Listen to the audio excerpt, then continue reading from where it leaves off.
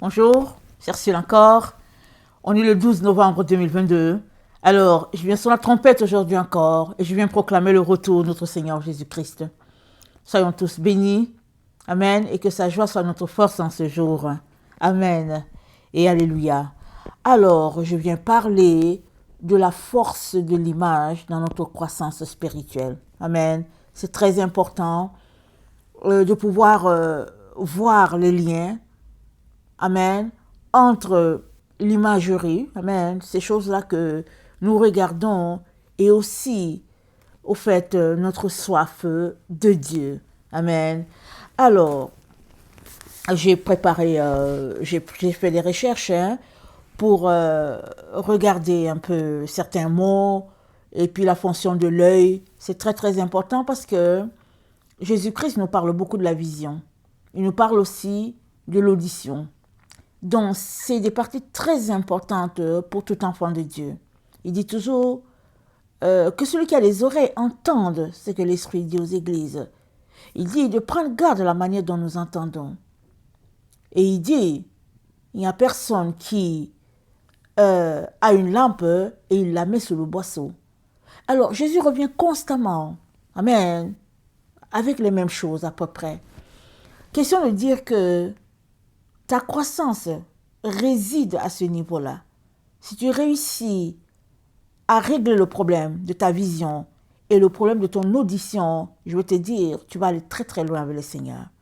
Voilà pourquoi le Seigneur me met à cœur d'apporter cet enseignement-là sur notre vision et sur notre audition.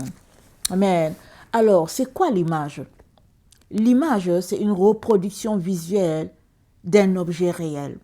C'est ça qu'on appelle une image. Comme la photo, c'est une image. Si tu prends la photo que tu déchires, ce n'est pas la personne que tu auras déchirée. Amen. Alors, la photo d'une personne, c'est une représentation de ce qui s'est passé ce jour-là, quand tu as filmé. Alors, si la personne avait une robe rouge, alors c'est la robe rouge qui sera là. Amen. Tu as une image de ce que la personne est. Mais si ce jour-là, la personne avait mis du parfum, anyway, le parfum ne va pas sortir. Mais l'image, ça reste. Amen. Alors, c'est dit que c'est une représentation visuelle d'un objet réel. Et c'est, par exemple, ça peut être un être, ça peut être une chose. Et puis, exemple, quelqu'un qui a une image de son enfant, il a la photo, et puis il dit, j'ai la photo de mon enfant, mais c'est une image. Amen. Alors, on a aussi ce qui est les marques. Amen. Nike, par exemple, c'est une image. C'est le logo d'une compagnie. Amen. Alors, tu as le Nike, le nom, mais il y a ce signe-là, cette flèche-là, que quand tu vois, tu sais que, oh, ça c'est le signe, l'insigne de la compagnie. Donc, tu sais ça. Alors, ça me vient de dire une chose. Qu'est-ce qu'on dit? La Bible dit, Jésus-Christ, c'est le logos. C'est ça, hein? C'est ça que c'est dit. Alors, ils ont pris ça de là pour... vraiment, les choses n'ont plus de valeur. Pour eux, ils ont pris ça pour dire que voici le logo d'une compagnie. Mais le logo, à l'origine, ce n'est pas les marques. C'est la parole de Dieu. C'est la marque, c'est l'insigne de Dieu, le logos. Jésus, c'est le logos. C'est-à-dire, Jésus-Christ, c'est la parole. C'est l'emblème, voilà. Jésus-Christ, c'est l'emblème du Père. Amen. Alors, ça te donne une idée de ce que c'est quand tu parles, par exemple, le Nike. Quand tu vois cette flèche-là qui est là, ça te montre que le Nike. Donc, tout ce que le Nike est, c'est dans cette flèche-là. C'est bien que si tu portes le Nike et que si tu vas voir ses objectifs, la raison pour laquelle le Nike existe et tout ça, tu vas voir, tout est décrit. De telle sorte que si tu t'embarques dans les vêtements Nike, les chaussures Nike, tout ce que je ne sais pas si Nike a des vêtements, excusez-moi parce que je ne connais pas trop ces choses-là, mais suppose qu'ils ont des vêtements. Alors si tu t'embarques dans tout ça, ça dit que tu es en train de t'accorder avec Nike dans tout ce qu'il fait. Amen. Très important que tu aies ça en tête. Alors, Jésus-Christ c'est le Logos, Jésus-Christ c'est l'emblème du Père. Il a dit, il est l'image invisible, c'est dit dans la Bible, il est l'image du Dieu invisible. Donc, quand Philippe lui a dit montre le Père, il a dit Philippe, mais tu me vois, non? C'est que tu as vu le Père. Comment c'est que tu me dis de te montrer le Père? Celui qui m'a vu a vu le Père. Alors, Jésus-Christ, c'est photocopie du Père. Amen. Très important. Alors, l'image donc, c'est la représentation d'une marque. C'est ce que la marque est, c'est que si c'est au niveau d'une compagnie, en tout cas, c'est vraiment, ça représente cette compagnie-là. Alors, l'image, ça envoie avec elle un culte, une vénération, une adoration. Ça veut dire une idolâtrie. Amen. Mais pourquoi? Pourquoi est-ce que l'image envoie une adoration, une idolâtrie? Pourquoi? Ah, amen. On va regarder ça. Alors, je vais juste te donner un exemple. Suppose quelqu'un qui a mené sa vie loin de Dieu. Et on va prendre l'exemple d'une femme qui porte les jupes courtes et puis qui avait en tout cas tout dehors, disons ça comme ça. Et puis elle était appréciée par les hommes. Les gens trouvaient que waouh, cette femme-là, etc., etc. Ok? Elle donne sa vie à Jésus. Elle est dégoûtée de sa vie, elle donne sa vie à Jésus. Mais si elle revient, qu'elle remet ses images en ligne pour dire voilà comment j'étais avant, hein, c'est parce qu'au fait, elle envie toujours sa situation. Amen. Je suis désolée de dire ça, c'est parce qu'elle envie encore sa situation. C'est parce que sa situation ne l'a pas assez dégoûtée pour qu'elle remette son image en ligne. Pour dire, regardez comment j'étais avant et Jésus-Christ m'a sauvé. Les gens disent que non, c'est une façon de donner un témoignage, c'est pour rappeler ce que Dieu a fait. D'accord? Tu peux juste dire ce que Dieu a fait. Tu n'as pas besoin de remettre ces images-là. Parce que quand tu remets les images, amen, tu es tout simplement en train de reconnecter avec ce que tu étais. Les gens ne te connaissaient pas tel que tu étais. Ils n'ont pas besoin d'en savoir plus. Mais tu les ramènes. Pourquoi? Parce que tu les aimes. Amen. Lisons ce que Pierre nous dit. Si souvent on a besoin de voir les Écritures pour comprendre comment souvent nous-mêmes nous ouvrons les portes. Amen. Juste avec une photo. Nous ouvrons les portes sur nous et il est très important que nous puissions les fermer. Alors, dans 2 Pierre 1, c'est dit ceci. Il dit, comme sa divine puissance nous a donné tout ce qui contribue à la vie et à la piété, au moyen de la connaissance de celui qui nous a appelés par sa propre gloire et par sa vertu, lesquels nous assurent de sa part les plus grandes et les plus précieuses promesses, afin que par elles, vous deveniez participants de la nature divine. Comment? En fuyant la corruption qui existe dans le monde par la convoitise. La corruption, en fuyant la corruption qui existe dans le monde par la convoitise. Et regardons ce que Galates 3 nous dit. Le verset 26 de Galates 3, ça dit ceci. Ça dit que, car vous êtes tous fils de Dieu par la foi en Jésus-Christ. Donc, nous sommes devenus fils de Dieu par la foi. Nous avons donné notre foi, c'est-à-dire que nous avons cru, amen, et nous avons décidé de devenir son enfant. Et Dieu dit, si nous confessons nos péchés, il est fidèle et juste pour nous pardonner, pour nous purifier de toute iniquité. Donc, il nous accepte dans sa maison. À partir de ce moment-là, il est très important qu'on puisse se conformer à ce que Dieu attend de nous, puisque nous sommes devenus ses enfants. Amen.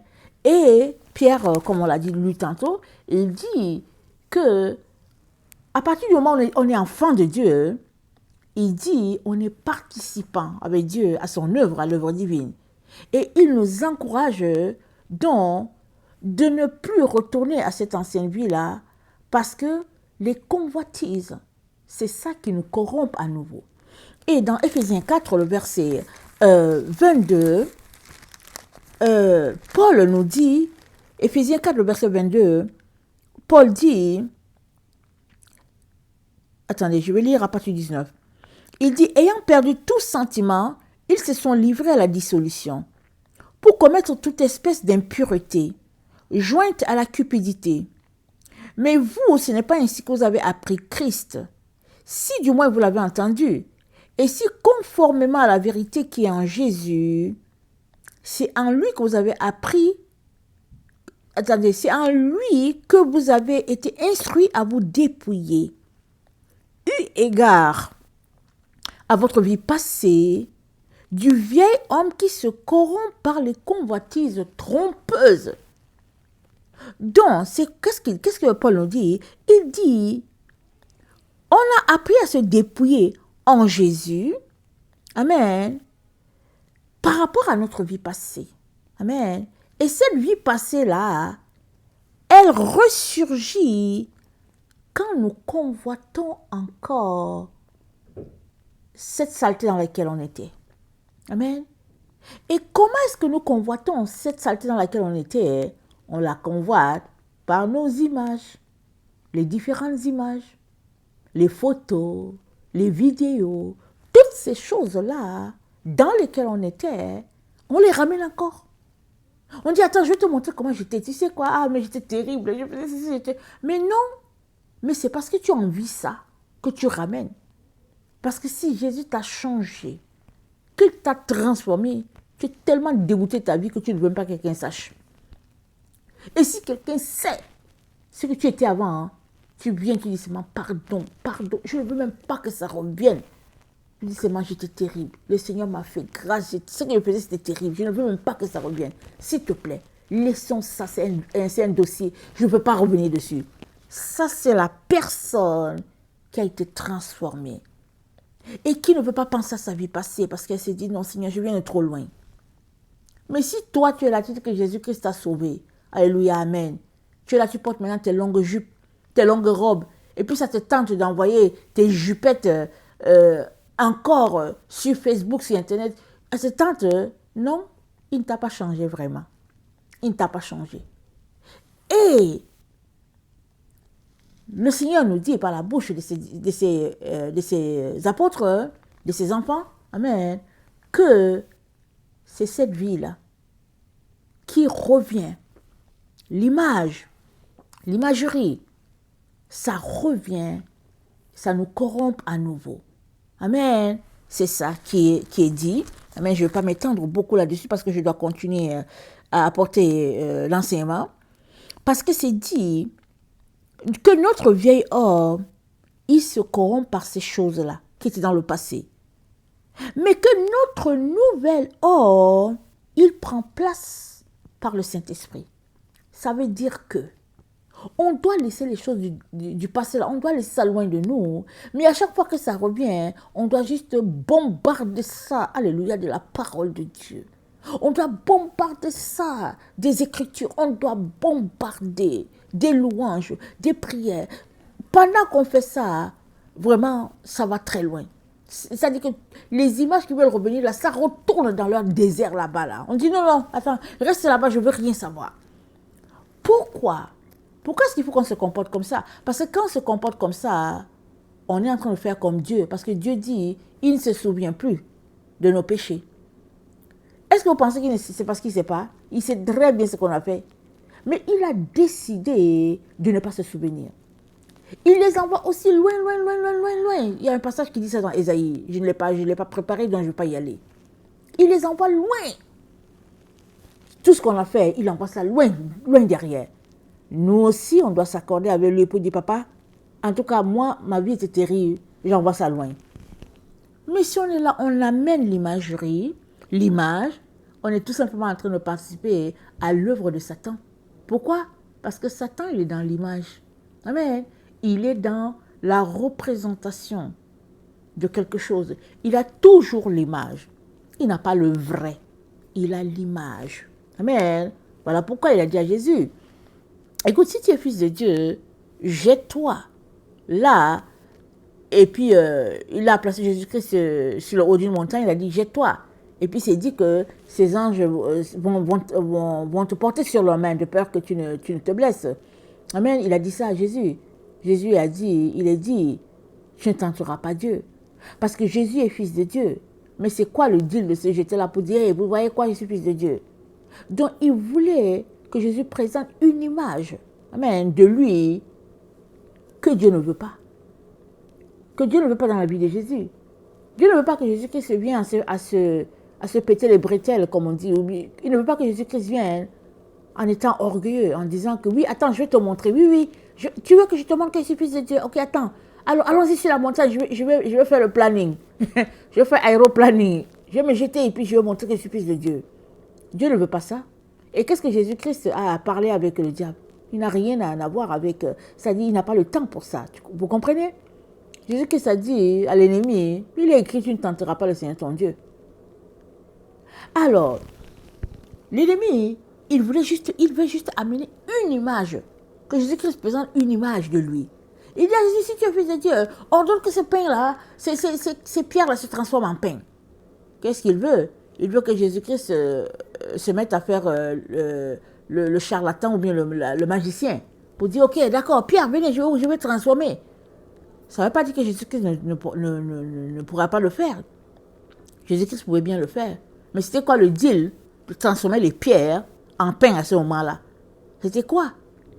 Il avait faim, il avait jeûné, il avait faim. Mais les anges pourraient le servir. La preuve est que les anges l'ont servi. La preuve est que, au fait, quand il a eu faim, les anges lui ont donné à manger.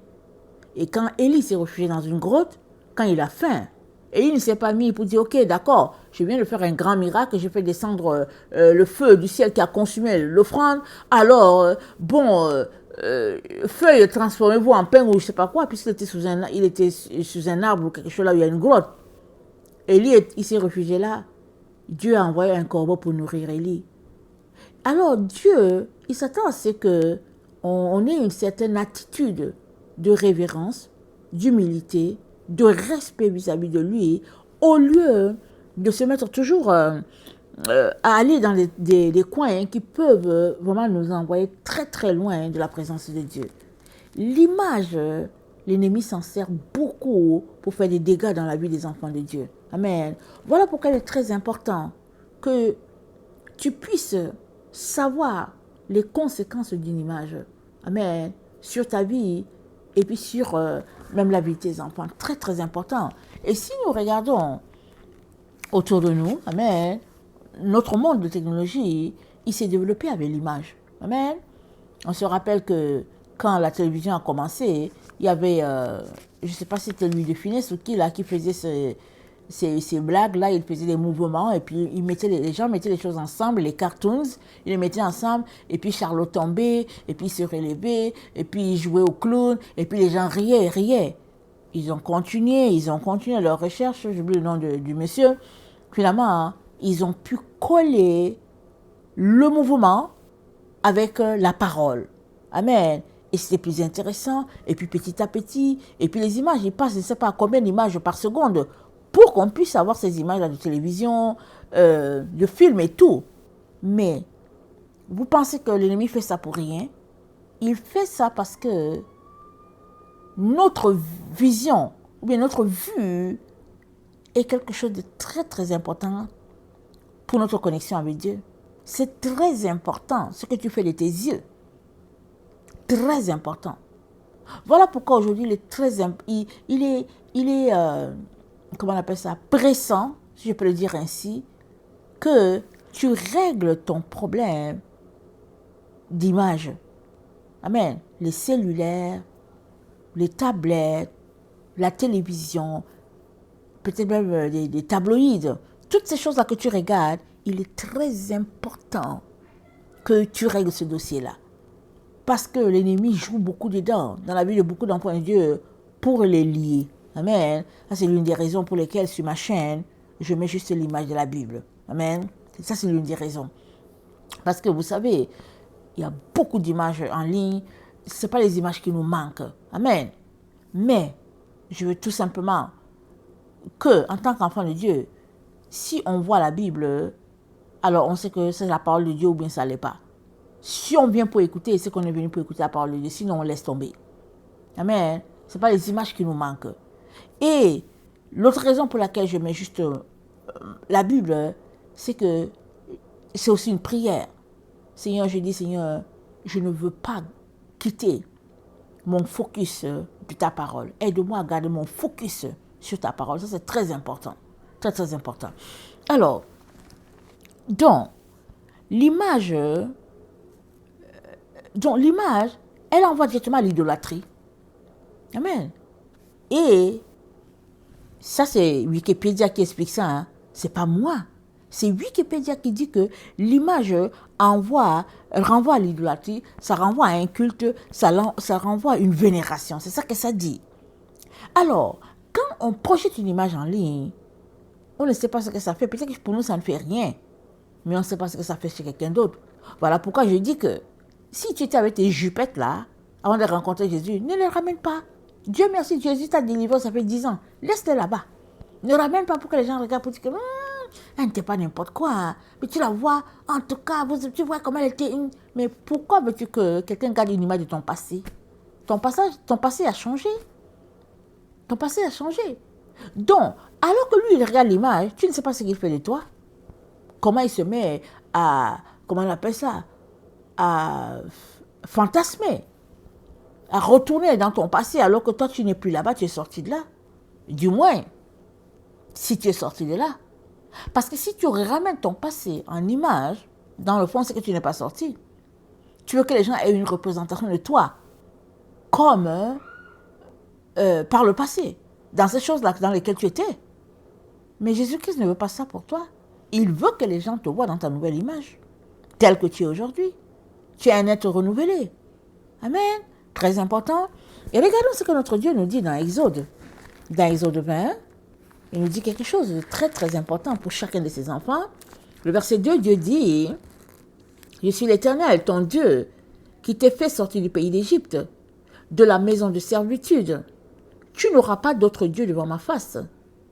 Tu ne te feras point d'image taillée, ni de représentation quelconque des choses qui sont en haut dans les cieux, qui sont en bas sur la terre, et qui sont dans les eaux plus bas que la terre. Tu ne te prosterneras point devant elles, et tu ne les serviras point. Car moi, l'Éternel, ton Dieu, je suis un Dieu jaloux, qui punit l'iniquité des pères sur les enfants jusqu'à la 3e et la 4e génération de ceux qui me craignent, et qui fait miséricorde jusqu'à 1000 générations à ceux qui m'aiment et qui gardent mes commandements. Amen. Donc le verset 4 dit, tu ne te feras point d'image taillée, ni de représentation quelconque. Amen. Dieu ne voulait tout simplement pas ça. Mais justement, l'ennemi a mis sur la terre ce que Dieu ne voulait pas. Tout ce que Dieu ne veut pas, c'est ça qu'il a élevé notre monde. Amen. Donc toi, en tant qu'enfant de Dieu, tu ne dois pas t'accorder avec ce que l'ennemi a fait. Tu dois plutôt t'accorder avec ton Père. Amen. Alors, juste comme disait un de mes enfants, il dit, mais maman, comment on va faire alors si on ne doit pas servir la technologie? J'ai dit, mais tu te sers la technologie juste pour faire l'essentiel. Dieu sait que, bon, voilà, le système, il est comme ça, mais tu ne restes pas dedans. Parce que si tu fais l'erreur de rester dedans, c'est fini, ça va t'embobiner. Amen. Donc, c'est un peu ça. Alors, c'est dit quoi? Dieu dit, tu ne te feras pas une représentation quelconque, une représentation visuelle. Alors, c'est quoi? C'est quoi l'œil? Quand ça dit que l'image, c'est une reproduction visuelle, ça veut dire que ça implique l'œil. Alors, c'est quoi l'œil? L'œil, c'est l'organe qui nous permet de voir une image. On voit l'image avec l'œil. Les non-voyants, ils n'ont pas une idée de l'image. Amen. À moins que, amen, ils aient leur vision, comment on appelle ça, leur troisième œil développé. Parce que vous savez, quand quelqu'un dit j'ai une vision, c'est qu'au fait, Dieu t'a donné de voir là-bas à l'intérieur. Je ne sais pas comment le dire, il t'a donné de voir. Amen. Donc tu as une représentation de quelque chose que dans le réel tu n'as pas. Quand tu ouvres tes yeux, tu regardes, tu vois tes 4 murs qui sont là. Mais pendant que tu étais dans cette vision-là, Dieu t'a plongé dans un autre monde. Tu peux être là comme ça avec les yeux ouverts et Dieu t'amène dans un monde de l'esprit qu'il veut que tu vois, ou bien tu peux avoir les yeux fermés parce que tu es en train de prier et puis Dieu t'amène à un monde, amen, parce qu'il veut te montrer quelque chose. Amen. Alors, donc, c'est par l'œil qu'on voit. Amen. Et l'œil est un organe qui recueille les rayons lumineux et les transforme en influx nerveux. Donc, il y a une relation entre les rayons lumineux, amen, que notre œil capte, et puis nos nerfs. Amen. Alors, l'œil, donc, capte les rayons lumineux, amen, et il les transforme en un flux nerveux que le cerveau analyse. Donc, on a le nerf, pardon, on a les yeux, amen, notre œil, on a les nerfs, le deuxième, et puis on a notre cerveau qui analyse l'image. Alors, et ça nous permet d'interagir avec notre environnement. Amen. Très, très important, ça, ce que je te dis. L'œil, les nerfs, le cerveau. Les trois fonctionnent ensemble pour que tu aies une image de la réalité. Amen. Alors, la lumière, donc, elle est captée par la cornée. Amen. Et puis, donc, on a la pupille qui intervient, on a les capteurs, on a les bâtonnets, amen, qui utilisent la vision dans la journée, et puis on a la vision dans la nuit, qui sont avec les cônes. Je ne vais pas entrer dans tous les détails parce que ça, c'est beaucoup de... en tout cas, c'est dans le domaine de la science, amen.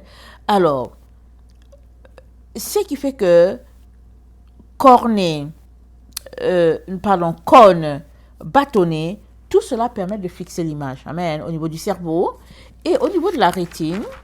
Si j'ai bonne mémoire avec les notes que j'ai prises. Donc, par le nerf optique, j'ai dit que l'œil captait l'image par les rayons, il captait l'image avec les rayons, il le transformait en flux nerveux, et puis ça passait par le nerf pour arriver se fixer, pour aller se fixer dans le cerveau. Et c'est dit que ça se fixe à l'envers. Amen. Il y a d'abord un premier œil qui prend, et puis l'autre vient le rejoindre, il se voit là au carrefour, et puis finalement c'est la même image que les deux œils ont, les deux yeux ont, et puis l'image, elle est renversée. Et disons que de bas en haut, et puis de haut en bas. Et donc, c'est le cerveau qui redresse l'image et nous donne de percevoir le monde autour de nous. Mais ça se fait à des vitesses, à des secondes près. Ok, c'est très très rapide tout ce qui se passe là. Mais quand ils font ça au ralenti, voilà ce qui se passe. L'œil, les nerfs, et puis le cerveau, voilà comment il fonctionne à longueur de journée, à longueur de minutes, secondes, pour que nous ayons ces images-là dans le réel, pour que l'image soit dans le réel. C'est pourquoi les gens qui ont une mauvaise vision, comme les daltoniens par exemple, quand ils voient quelque chose de rouge, son œil analyse ça et puis transforme ça en vert. Quand il voit quelque chose de vert, son œil analyse et transforme ça en rouge. Ça, c'est les anomalies, n'est-ce pas? Les gens, il y a l'anomalie, la myopie, la presbytie, donc je ne connais pas tout, ça ne me vient pas rapidement. Donc voilà un peu les choses. Il y a des gens qui ils ne voient pas proche. Il faut seulement qu'ils voient loin. Et tout ça, c'est à cause d'une anomalie au niveau des yeux. Amen. Très important qu'on sache ça. Alors, comme le cerveau, c'est lui qui redresse l'image, amen, il est donc très important que nos activités, c'est-à-dire que ce que nous regardons, puisse être en notre faveur. Amen. Le cerveau est impliqué. Qu'est-ce que tu regardes? Qu'est-ce que tu lis? Amen. Parce que quand l'image est regardée, quand ça vient au niveau de ton cerveau là, ton cerveau va analyser ça en fonction de ce que lui, il a en lui, il a downloadé. Si tu es quelqu'un qui passe ta vie à lire ta Bible, à lire tes psaumes, à lire tes proverbes, à lire, ça dit, tu vois, si tu baignes dans la présence de Dieu, quand l'image va venir, tout de suite tu vas dire, oh non, non, non, non, non, non, tu vas pas regarder. Ok? Mais si tu es quelqu'un qui baigne dans la débauche, dès que l'image va venir, tu vas dire, attends, c'est encore comment, attends, je refais passer ça encore. Tu refais passer l'image, tu regardes, tu vois que c'est un film obscène, tu dis, attends, on va regarder la scène, comment ça s'est passé? Ça, c'est parce que tu es déjà dans les vilaines choses, dans les mauvaises choses. Tu es tellement dans le mal que tu veux revoir comment ça se passe pour que tu puisses aussi aller appliquer cela. Or, si tu es quelqu'un qui passe ta vie dans la présence de Dieu, dès que l'image, tu dis, oh Seigneur, aide-moi. Tu vas même prier pour dire, Seigneur, détourne mon regard des choses vaines. C'est comme ça que tu vas prier. Alors, dans Deutéronome 4, le verset 15 à 20, notre Seigneur nous dit ceci. Dans Deutéronome 4, Deutéronome 4, le verset 15 à 20.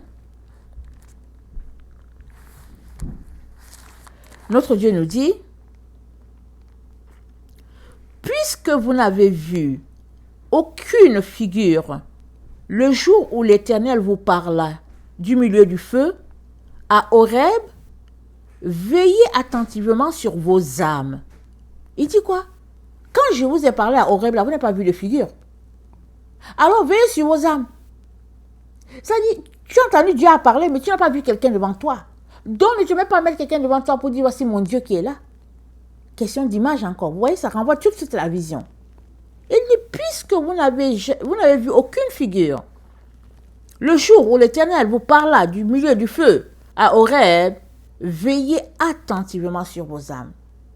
Donc le fait de trier l'image que tu regardes renvoie au fait que tu veilles sur ton âme. Parce que ce qui entre à travers ton œil peut te souiller tout de suite. Comme ça.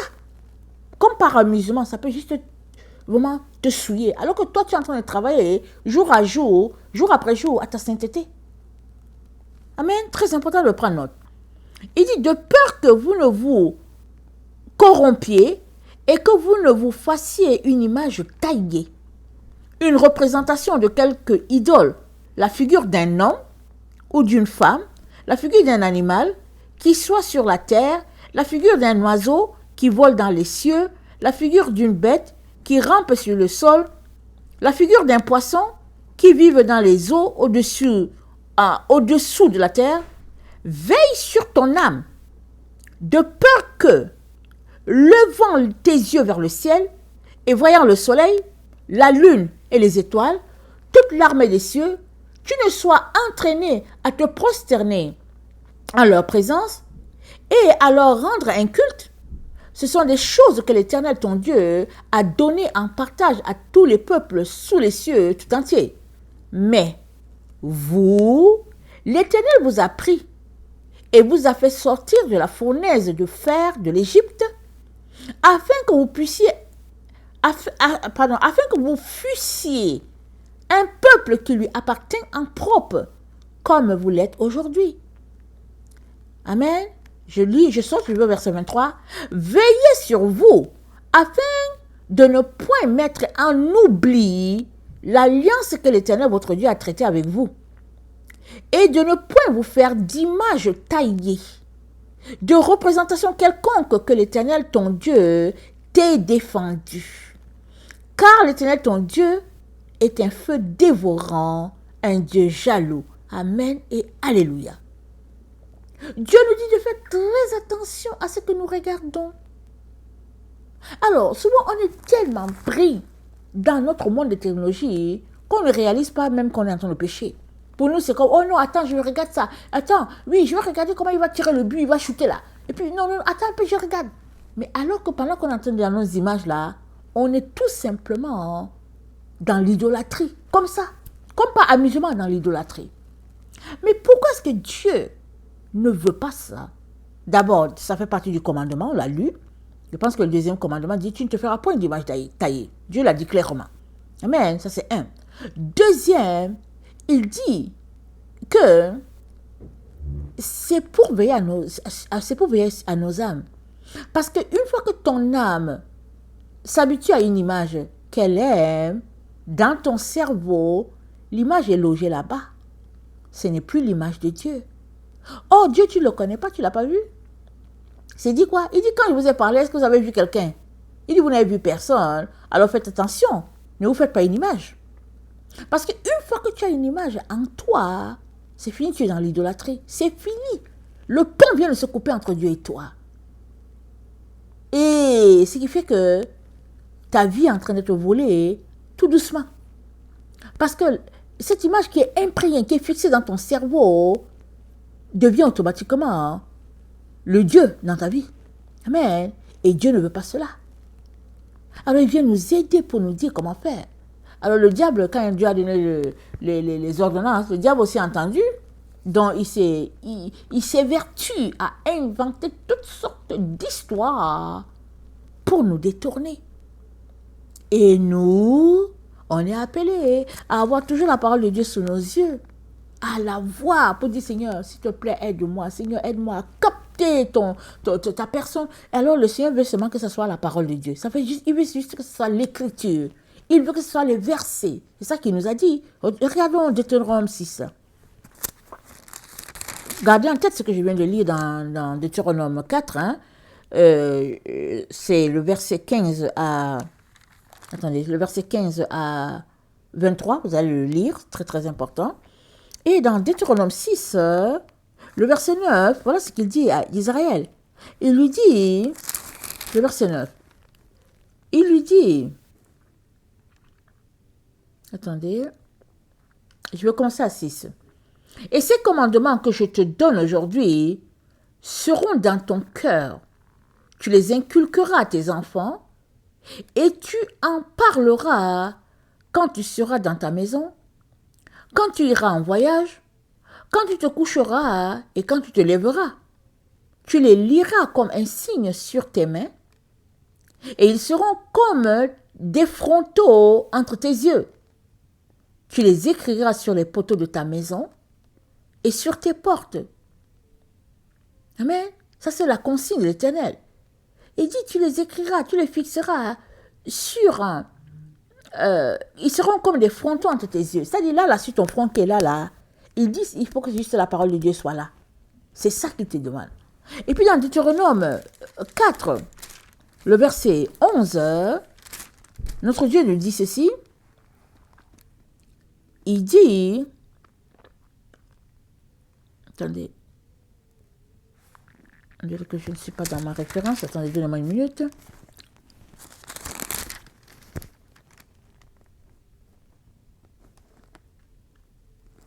Deutéronome 11, le verset 19, il dit ceci. Vous les enseignerez. Attendez, je vais lire à 18. Ok. Deutéronome 11, le verset 18. Mettez dans vos cœurs et dans votre âme ces paroles que je vous dis. Vous les lirez comme un signe sur vos mains et elles seront comme des frontaux entre vos yeux. Vous les enseignerez à vos enfants et vous leur en parlerez quand tu seras dans ta maison, quand tu iras en voyage, quand tu te coucheras et quand tu te lèveras. Tu les écriras sur les poteaux de ta maison et sur tes portes.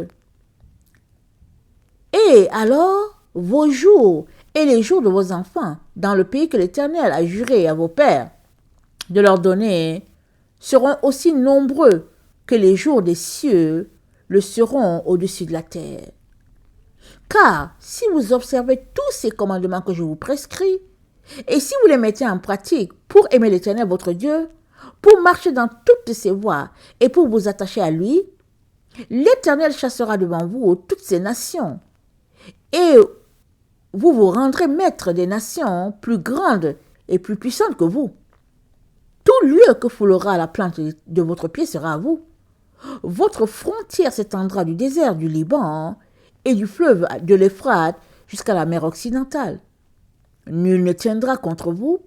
L'Éternel votre Dieu répandra, comme il vous le dit, la frayeur et la crainte de toi sur tout le pays où vous marcherez.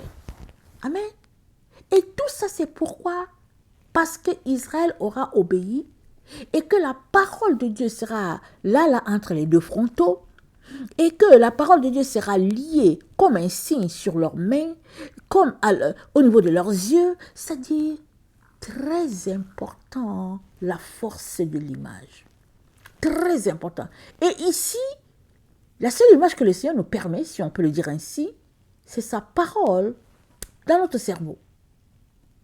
C'est là-bas que ça va travailler. Et c'est là-bas que l'écriture va devenir un réma. Et l'écriture va travailler là-bas. Et puis on va entendre Dieu parler. Il va utiliser, il va mettre la voix. Et puis finalement, on va dire, Dieu m'a parlé, voilà ce que j'ai vu, voilà ce que j'ai entendu. Mais c'est parce que justement, tu n'as pas les images souillées de l'ennemi. Devant tes yeux, tu ne les as pas. Parce que justement, tu as laissé le cellulaire de côté pour te concentrer à aimer l'Éternel. Pour te concentrer à faire de lui ton tout. Mais si ta vie n'est versée que dans les séductions de ce monde, alors ces séductions-là, ces choses-là que tu regardes vont miner ta vie. Comment? Ça se passe là-bas à l'intérieur. Ça se passe entre les yeux. Amen. Et l'analyse que le cerveau fait de toutes ces choses-là, que tu captes par-ci, par-là, pour ton propre plaisir. Voilà pourquoi dans Marc 4, Jésus-Christ dit « Apporte-t-on la lampe pour la mettre sous le boisseau ou sous le lit? N'est-ce pas pour la mettre sur le chandelier ?» Verset 22. « Car il n'est rien de caché qui ne doive être découvert, rien de secret qui ne doive être mis au jour. Si quelqu'un a des oreilles pour entendre, qu'il entende. » Il leur dit encore, prenez garde à ce que vous entendez. On vous mesurera avec la mesure dont vous serez servis et on y ajoutera pour vous. Car on donnera à celui qui a, mais à celui qui n'a pas, on notera même ce qu'il a. Alors j'avais parlé tantôt au début de la vidéo de Louis de Funès, qui au début il faisait juste ces mouvements-là, et puis les gens riaient, et puis bon, il n'y avait pas de son. Donc on ne savait pas ce que ça disait. Donc l'oreille était mise encore tranquille, l'oreille était à l'abri, n'est-ce pas? Les yeux voyaient les choses, et puis bon, voilà, et puis c'était ça. Mais ils ont réussi à trouver la technologie, ou bien ils ont réussi à faire synchroniser le son, amen, les paroles, la musique, avec l'image qui se passe. Si bien que pendant que tu regardes quelque chose, et tes yeux et tes oreilles sont allumés. Amen. En même temps que l'ennemi te contamine par les yeux, en même temps il te contamine au niveau de l'oreille, de ton nuit. Tu es contaminé à la seconde. Mais c'est toi qui dois choisir. Amen. Tes combats. Tu dois choisir. Voilà pourquoi Jésus-Christ a dit, il n'est rien de caché qui ne sera pas découvert. Il n'y a rien. Il dit, il n'y a rien de secret. Il n'y a rien qui restera secret. Il n'y a rien qui restera caché. Mais pourquoi a-t-il dit ça? Parce que justement, on est dans le temps où la lumière véritable, point, va apparaître et tout ce qui est ténèbres sera détruit. Et la lumière véritable, c'est quoi? C'est la parole de Dieu. C'est la parole qu'il a déclarée. C'est son réma, c'est le logos. C'est ça la lumière véritable. C'est la loi de l'Éternel. Les règles établies par Dieu, ses préceptes. C'est ça la lumière véritable. C'est pourquoi il nous dit de faire attention à ce que nos yeux voient, de faire attention à ce que nos oreilles entendent, et puis de tout faire pour que sa parole soit là au niveau de notre cerveau. On doit l'apprendre à nos enfants, on doit l'écrire sur les murs, on doit le fixer partout, de telle sorte qu'on soit bombardé juste de sa parole, de telle sorte que notre être soit le logos, que toute notre personne, ça devienne la parole de Dieu, de telle sorte que quand le monde passera, nous on ne passera pas, parce que sa parole ne passe jamais. Voilà l'une des raisons. Ça, c'est la raison pour laquelle le Seigneur nous dit, bombardez-vous de parole de Dieu. Allez, chargez-vous à plein de sa parole. Si bien que les choses de ce monde passeront, ils vont se dissoudre, amen, par le feu, comme Pierre a prophétisé dans 2 Pierre 3. Il a prophétisé, ce monde-là dans lequel nous sommes, ça va se dissoudre bientôt, par le feu. Mais celui-là en qui la parole de Dieu sera trouvée, inculquée, cette personne ne disparaîtra pas. Elle ne sera pas détruite. Parce que la parole de Dieu, elle ne peut pas disparaître, elle ne peut pas détruire. La parole de Dieu, elle va régner éternellement. C'est même dit que le Seigneur va rouler le ciel comme une couverture. Il va détruire la terre, mais sa parole jamais ne sera détruite. Amen. Alors, en tant que son enfant, il te donne les conseils pour te dire, Voilà ce que tu dois faire pour ne pas être détruit. Ça, c'était important, cette leçon-là, pour que tu puisses voir la force de l'image. Quelque chose de simple, une petite image, ça peut faire des dégâts terribles dans ta vie, la vie de tes enfants. Donc, quand tu laisses tes enfants regarder les films, qu'est-ce qu'ils regardent? C'est quoi qu'ils regardent? Très attention. Alors, on ne peut pas empêcher l'ennemi, voilà, de faire son travail. Il fait son travail. Amen. Il le fait à l'échelle planétaire, mais on peut l'empêcher d'entrer en nous. Amen. Qu'est-ce que la Bible dit? La Bible dit, le royaume de Dieu ne vient pas de manière à frapper les regards. On ne dira pas il est ici, il est là. Il dit le royaume de Dieu, il est en vous. Il est en tous. Il est là à l'intérieur de nous. Et il est là en nous, déjà établi depuis la création. Dieu l'a établi. Quand il nous envoie sur cette terre, le royaume de Dieu l'avait déjà établi en nous. Si on décidait de faire sortir toutes ces choses qui nous bloquent, alors le royaume de Dieu sera tout simplement là, ouvert devant nous. On va juste dire, waouh! On va tout simplement saisir ce que Dieu est en train de faire, comprendre ce qu'il est en train de faire, entendre ce qu'il est en train de dire, c'est-à-dire du tic au tac. Amen. Et puis, évidemment, c'est les combats dans lesquels nous sommes en tant qu'êtres humains, mais on ne doit pas tout simplement se laisser emporter par tout ce que l'ennemi invente en disant que bon, ok, d'accord, mais comme il faut regarder un film, on va s'asseoir, on va regarder. Mais non. Dieu t'a donné le libre arbitre. Tu es appelé à choisir. Tu es appelé à décider. Et puis, tu dois décider de tes combats. Il y a des combats qui vont t'aider à ne pas te retrouver en enfer. Mais d'autres, quand tu vas les choisir, ça va te précipiter directement en enfer.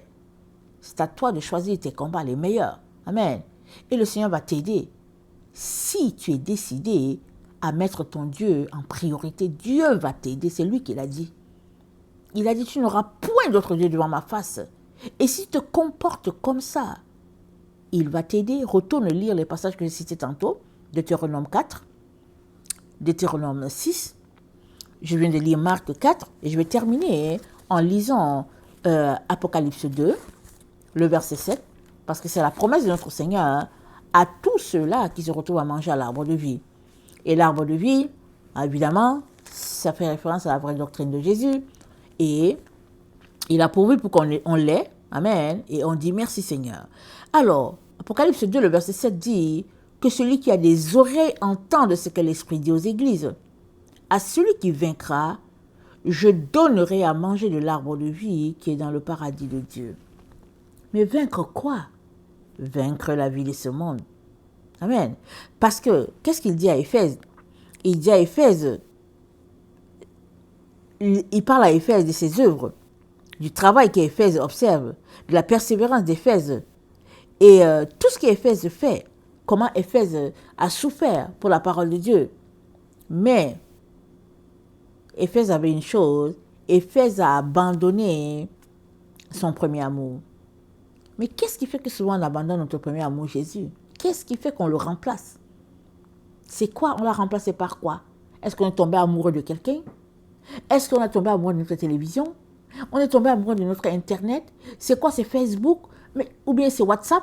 Qu'est-ce qui fait que Jésus-Christ n'est pas en priorité? C'est quoi? Il est très important qu'on retourne à la base là-bas et qu'on règle ce problème. Voilà pourquoi Jésus dit, celui qui va vaincre là, celui qui va enlever tous ces, excusez-moi le terme, ces démons là, ces petits démons autour de lui là, celui qui va régler toutes ces petites choses là et qui va se placer au-dessus de la séduction de ce monde pour être tout simplement en amour avec Jésus-Christ, vraiment le fil qui passe, le conducteur entre Jésus-Christ et lui, qu'il n'y a personne qui se dresse dans leur relation. Celui qui fait ça, amen, qui est toujours tout feu, tout flamme pour son Seigneur, pimpant, vraiment, le Seigneur dit, je lui donnerai à manger de l'arbre de vie dans le paradis de Dieu. Amen. Et je viens nous encourager à aller consommer, amen, à l'arbre de vie. Pratiquons notre doctrine de Christ, amen, Parlons à nos anges. Le Seigneur nous a dit, il y a 7 anges pour la mère terrestre, 7 anges pour le Père céleste. Et nous sommes appelés à avoir une relation, amen, avec Dieu le Père, avec la mère terrestre. Très important pour Dieu, ces choses-là, très, très important. Amen. On ne peut pas faire comme si on n'a pas entendu. On peut pas faire comme si, bon, on s'en fout. Devant cette vérité, on ne peut que dire, Seigneur, aide-moi à mettre cela en pratique. Et surtout, on doit décider de mettre cela en pratique. À force de reporter, à dire, ok, je vais faire ça demain, un an va venir te trouver, tu n'auras pas fait. La meilleure chose, c'est de dire, ok, je vais le faire demain, à partir de telle heure. Désormais, voilà comment je le fais, à toutes les heures. À 6 heures du matin, je vais faire ça là, puisque je m'en vais au travail à 8 heures. 6 heures du matin, je vais m'asseoir, je vais prendre 30 minutes pour régler ce problème-là, une bonne fois pour toutes. Ça fait partie de ma routine. Si c'est comme ça qu'on agit, je vous dis, on sera les personnes les plus heureuses, parce que on aura la présence tangible de Dieu en nous, et on l'aura aussi inculqué à nos enfants. Amen. Très, très important. Que le Seigneur bénisse sa parole. Je vous aime beaucoup. Et Dieu davantage. Maranatha. Jésus revient. Amen.